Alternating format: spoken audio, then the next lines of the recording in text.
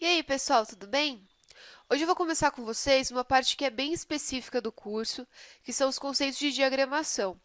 Essa parte é que mais tem a ver, junto com aquelas de tipografia e legibilidade que eu passei já para vocês, com o curso de InDesign, que também está no pacote da formação em design gráfico. E é legal que vocês prestem bastante atenção, e eu volto a repetir que se houver dúvidas, se vocês quiserem alguma bibliografia específica, vocês podem me escrever que eu passo isso para vocês. Porque assim, essa parte, principalmente para quem for trabalhar em alguma editora ou com alguma diagramação específica como livros, ou até mesmo pegar freelance, né, fazendo revista, alguma coisa assim, folder, tudo que envolva texto, vocês vão usar essa parte da diagramação. Então é interessante que esses conceitos fiquem bem assimilados em vocês, tá bom? Então vamos começar aqui. Para iniciar, eu vou passar para vocês os 4 princípios do design que são essenciais para toda diagramação. Vamos começar com a proximidade. Proximidade, ela diz o quê? Que itens relacionados entre si devem ser agrupados. Quando vários itens estão próximos, eles tornam-se uma unidade visual e não várias unidades individualizadas. Isso ajuda a organizar informações e a reduzir a desordem. Então, quando vocês têm uma página que vocês vão começar a diagramar, é interessante que vocês pensem, né, no projeto gráfico. Geralmente, assim, quando você começa uma diagramação, você não começa assim do nada. O seu cliente, né, a pessoa que passou essa diagramação para você fazer, ou até você mesmo, tem que desenvolver um projeto gráfico do que você vai diagramar.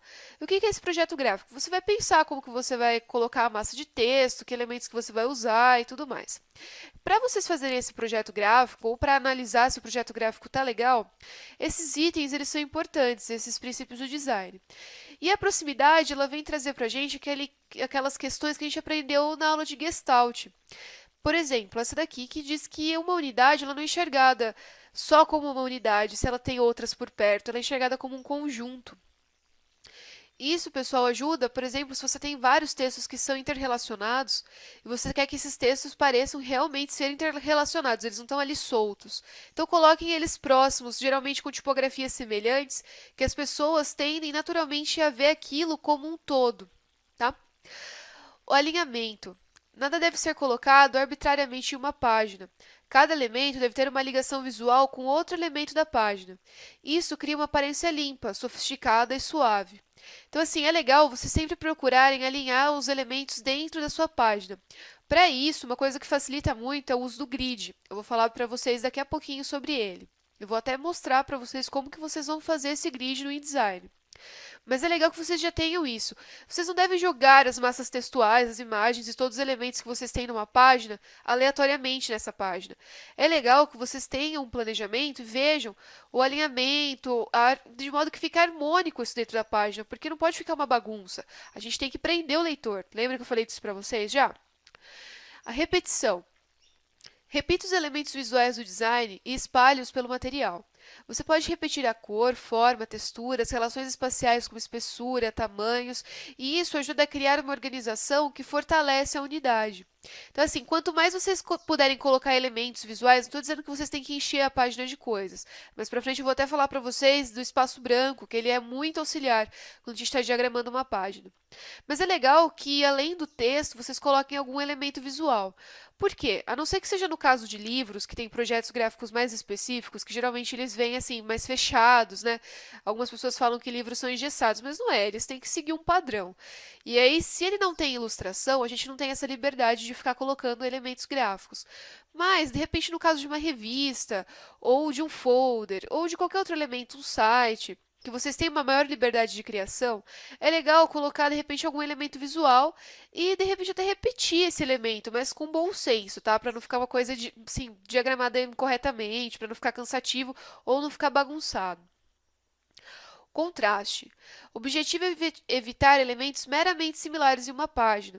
Se elementos, tipo, cor, tamanho, espessura da linha, forma, espaço, não forem os mesmos, diferencie-os completamente. Por quê? De repente você tem dois elementos que são diferentes numa página, e é legal isso, pessoal, porque isso também ajuda a prender o leitor na página. Se a gente tem uma página cheia de elementos todos iguais, fotos todas da mesma cor, boxes todos iguais, o leitor vai olhar aquilo e vai falar, poxa, que maçante essa página, ela é inteirinha igual, ela não me prende, ela não me faz ter vontade de ler.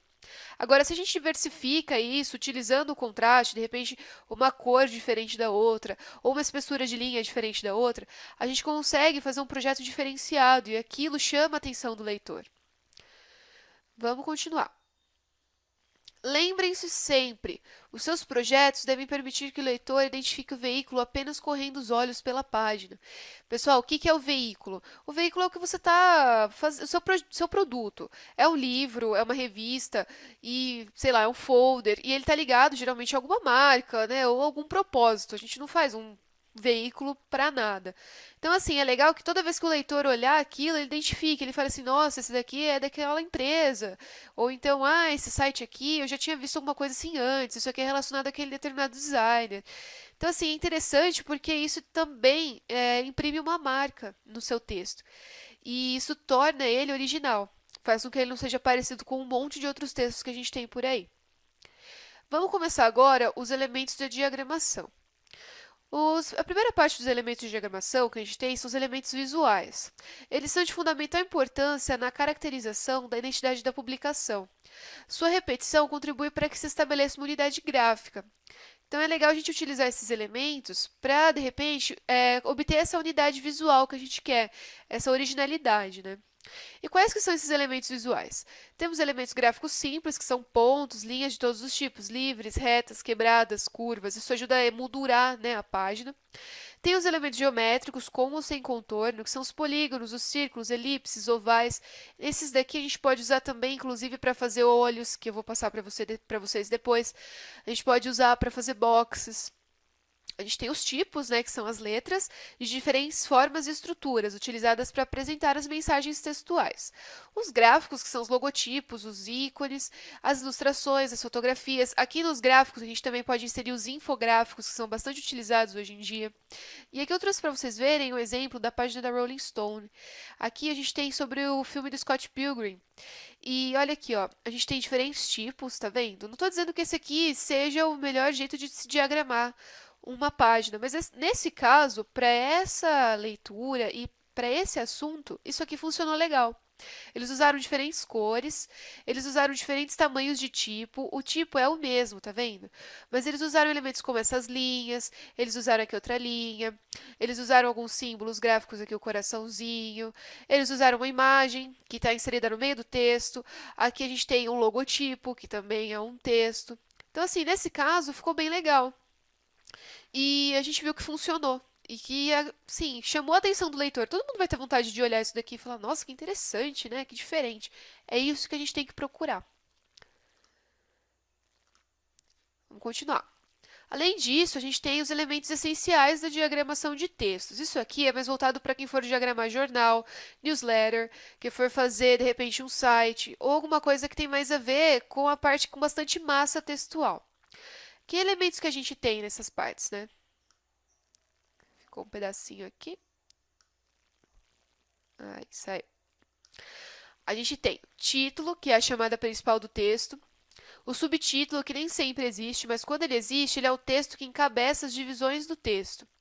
O chapéu é uma palavra ou expressão curta, diagramada no alto da página ou logo acima da notícia, que tem por função introduzir o leitor ao assunto estampado. Isso daqui existe muito em jornal. Quem não souber o que é, pega um jornal e olha. Geralmente você tem o título. Geralmente no jornal a gente não tem o subtítulo, mas a gente tem o chapéu, que é como se fosse um resuminho da matéria que vai ser explicada, né, mais abaixo. O olho, ele é um complemento do título e ele visa chamar a atenção do leitor para algum assunto estampado no corpo do texto. Quando ele é aplicado no meio do texto, além de destacar algum aspecto, ele areja e subdivide textos longos. Isso aqui também é muito usado em revista. Se vocês pegarem uma revista, vocês vão ver que geralmente no meio da matéria ele tem geralmente uma forma, ou às vezes nem tem uma forma. Ele tem um pedaço do texto que está em destaque, geralmente maior, assim. Aquilo é um olho. E isso serve para quê? Às vezes, quando você tem uma mídia impressa, no caso de revista, por exemplo, a pessoa pega essa revista e ela nem sempre tem tempo de ler a matéria inteira, geralmente é uma matéria longa, e ela vai folheando. E não é que ela vai folheando essa revista, ela dá de cara com esses olhos da matéria. E é nisso que ela vê, de repente, pontos que ela vai se interessar por ler aquela matéria inteira. E é legal a gente saber trabalhar com o olho do texto, porque realmente, a partir dele, você vai fazer o leitor ter vontade de ler aquele texto. Tá bom? Mancha gráfica é o espaço a ser utilizado pela composição. Ele pode ser determinado por processos mecânicos ou matemáticos, mas o designer pode fazer prevalecer o seu bom gosto sobre as convenções. O que isso quer dizer? Que, de repente, você tem um grid fechado, eu vou falar para vocês já já o que é o grid, que ele é todo engessado ali, você não pode mexer no grid. Mas você pode, de repente, com o seu bom senso, trabalhar em cima desse grid e deixar uma composição mais fluida, não precisa ficar tão quadradinha, né, tão certinha. O fio separa elementos que por algum motivo podem ser confundidos. Esse fio geralmente é uma linha ou algum elemento gráfico. Isso acontece às vezes em livro. Às vezes você tem no final de um capítulo que você quer que ele tenha um destaque para mostrar que ali acabou o capítulo e vai começar outro. E às vezes você não vai fazer a troca de página, você só vai continuar na mesma página. E você coloca o fio, que pode ser um ornamento, uma linha, o que vocês quiserem. O box é um espaço delimitado graficamente que normalmente inclui texto explicativo ou sobre assunto relacionado à matéria principal. Aqui no box é legal a gente de falar porque você pode usar aquelas formas geométricas, né, que eu já falei para vocês, ou até mesmo formas que vocês quiserem criar. E o box, ele geralmente tem a ver com o que você está explicando e ele traz um assunto que é complementar, assim, isso também é muito usado em revista. Em newsletter também, até em site. Aí você vê ali, geralmente ele tem um destaque, né? Por exemplo, a gente está falando uma matéria sobre dieta. E ali do lado vem um box, né? Dando um destaque de repente para um cardápio. Ou indicando algum restaurante. Então é legal a gente usar sempre o box, porque ele é um elemento visual muito legal. Tá bom? Bom, pessoal, eu vou ficando por aqui na aula. Na próxima eu vou passar mais algumas regras para vocês de diagramação. E eu espero que vocês tenham curtido essa parte, tá bom? Obrigada!